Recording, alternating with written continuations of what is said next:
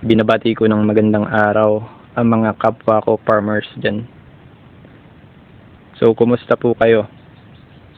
Sa panahon ngayon, saludo ako sa mga kapwa ko farmers na nandyan pa din despite sa napakaraming challenges na hinaharap.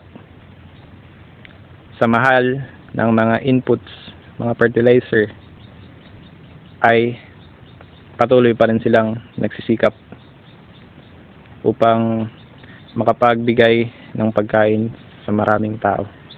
So, proud po ako na maging farmers.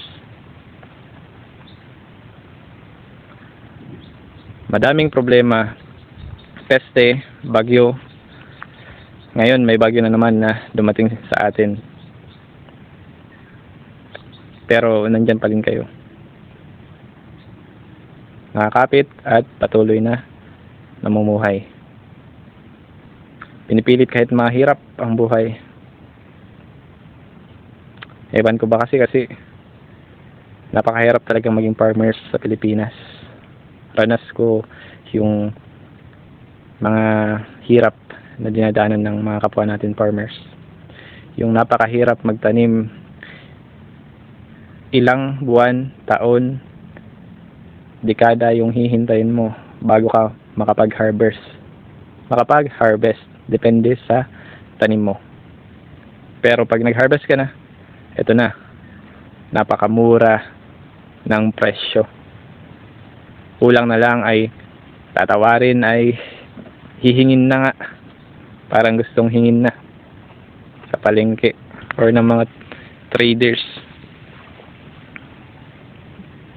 Nakakalungkot lang isipin. Kasi parang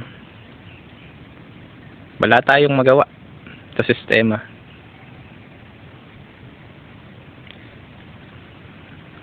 Wala tayong choice kundi magpatuloy lang. Umaasa tayo na balang araw baka maging okay. Pero at least nandyan pa din kayo. Kasi tayo yung pinakakailangan kayo ng ating bansa. So kung wala tayo, wala kayo, wala din yung backbone ng ating bansa.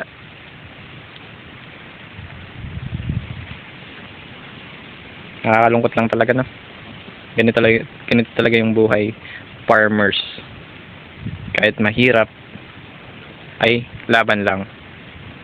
Nakakatuwa nga isipin kasi kahit na ganito yung mga nangyayari, yung mga farmers ay nagagawa pa rin ngumiti at magsaya kahit sa mga simpleng bagay na lang.